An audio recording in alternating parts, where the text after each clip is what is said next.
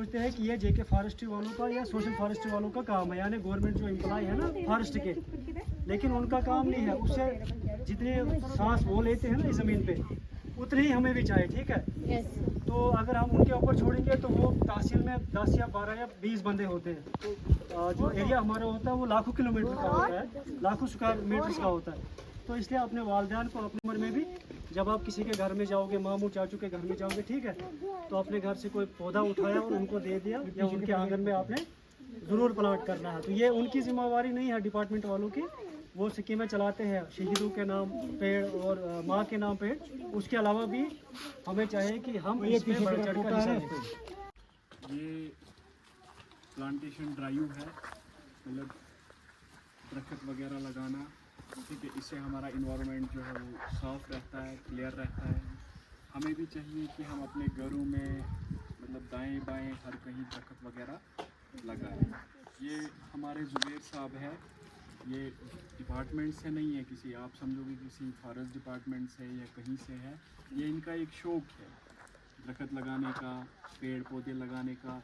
इन्होंने घर पे एक फॉर्म एक बनाया हुआ है, जिसका एक फेसबुक पेज भी चलता है जिसका नाम है चिनाब वैली फार्मिंग। ये पेज है इनका, जिसमें इसको कम से कम 70,000 फॉलोवर्स हैं, जो 70,000 लोग इनका पेज देख रहे हैं। और उसमें ये क्या बता रहे हैं, यही फार्मिंग के बारे में बता रहे हैं, प्लांटेशन ड्राइव के बारे में बता रहे हैं, ठीक है। तो आगे जुबैर साहब बताएंगे इनके फ़ायदे क्या है, नुकसान क्या है। जुबैर साहब UPS government middle school Karachi हाल में है। तो जैसे आप देखते रहते हैं मेरे पेज के ऊपर कि मैं हर वक्त आपको फार्मिंग वगैरह की वीडियोस या वहाँ पे जो भी टेक्निक्स होती है फार्मिंग की, वो मैं दिखाता हूँ अपने पेज पे। तो इस जो हमारा जो मिशन है फार्मिंग का, लोगों को अवेयर हम करते हैं। आप सबको समझ आ रही है ना? जो हम ज़मींदारी करते हैं, जो आप सुबह निकले घर से तो आपने क्या खाया है? चाय पी। तो चाय में जो पत्ते लगे हैं ना, वो किसी ज़मींदार ने बनाए होंगे, ठीक है। हर किसी ने दूध वाली चाय सुबह पी है ना, तो वो दूध किसका होता है? गाय का होता है। गाय कौन पालता है?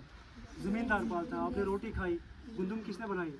एक ज़मींदार ने बनाई, एक फार्मर ने बनाई, ठीक है। मैं एक फार्मर हूँ, मैं एक ज़मींदार हूँ, और ज़मींदारी भी लोगों को सिखाता हूँ, ठीक है। मैं लोगों को ये बोलता हूँ कि अभी आपके हमारे सामने आप छोटे बच्चे हो, कल जब आप बड़े हो जाओगे, बालिग हो जाओगे, तो आपके ऊपर भी जो है घर की जिम्मेदारी पड़ेगी। तो हम उसमें बोलते हैं कि अपनी ज़मीन को कैसे हम यूटिलाइज़ करेंगे, और वहाँ से जो मतलब रोज़मर्रा जो आप सुबह खाते हो, दोपहर को खाते हो, शाम को खाते हो, वो हम वहाँ से कैसे तैयार करेंगे, अपनी इनकम का बड़ा हिस्सा हम कैसे बचाएंगे। उसके साथ साथ में हमारा एक मिशन है, फार्मिंग के मिशन के साथ साथ में हमारा मिशन है कि हम अपने इन्वायरमेंट को कैसे बैलेंस में रखेंगे, ठीक है। पिछले साल आपने इतनी धूप देखी थी जितनी इस साल है। इस साल बहुत ज़्यादा धूप है ना। पिछले साल बारिश भी हुई थी, इस साल बारिश नहीं हुई। तो मसला क्या है? आप जैसे आपके टीचर साहिबान आपको पढ़ाते हैं ना, मतलब ये जो क्लाइमेट चेंज है, ग्लोबल वार्मिंग है, बहुत ज़्यादा पोल्यूशन है, इकोसिस्टम जिसको हम बोलते हैं, ठीक है। इकोसिस्टम में ये ऐसा है कि अगर हम धरती पे अपनी ज़मीन पे बहुत ज़्यादा पेड़ रखेंगे, लगा के रखेंगे, तो जो एक साइड है वो बहुत ज़्यादा मात्रा में है, वो गैसें जो हमें ज़रूरत कम होती है लेकिन वो ज़्यादा है। वो इसलिए ज़्यादा होगी क्योंकि हमारे पास पेड़ पौधे बहुत हमने इतने बहुत सारे मकान बनाए, ठीक है। इतना ज़्यादा नीचे कंक्रीट डाला है, इतने ज़्यादा रोड बने हैं, तो जो ऊपर से रेत आती है वो कहाँ बैठती है? सीमेंट के ऊपर, कंक्रीट के ऊपर या छतों के ऊपर। वो कहाँ फिर वापस चले जाती है। आपको ये उस्ताद साहिबान आगे जाके समझाएंगे। ओजोन लेयर में एक वो लेयर होता है, वो उस लेयर को हम डैमेज कर रहे हैं पोल्यूशन से।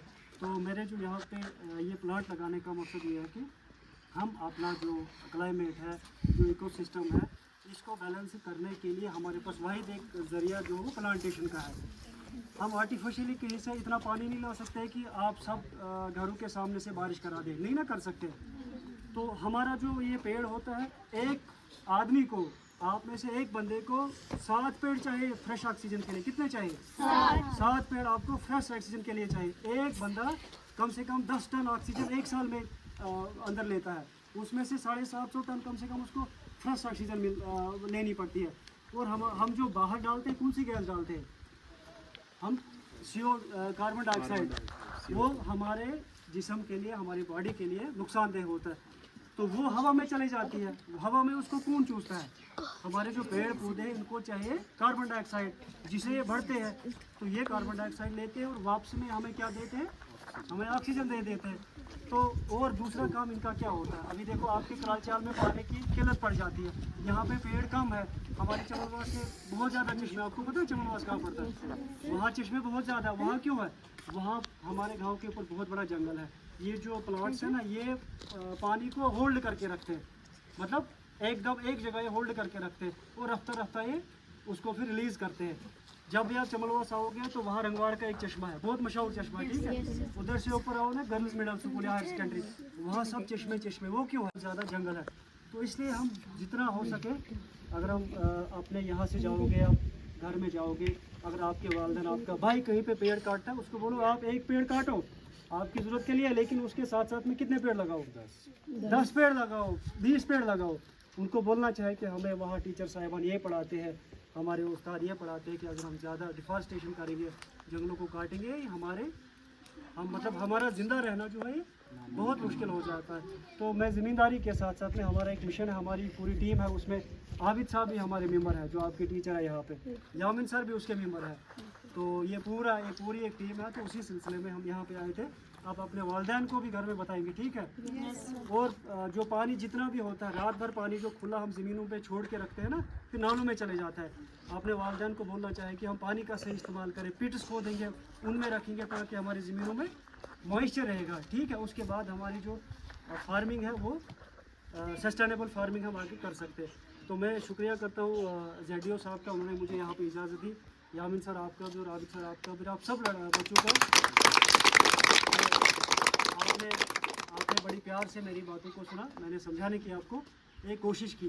तो इंशाल्लाह अब हम यहाँ पे पेड़ लगाएंगे, इस पेड़ को आप ख्याल रखेंगे, ठीक है। इस पेड़ को मैं भी चाहता हूँ कि ये बड़ा बड़ा हो जाए, यहाँ पे आप सब लोगों को फ्रेश ऑक्सीजन मिले, और आप इसके नीचे छाँव भी करोगे, साया भी करोगे। अल्लाह हाफिज़।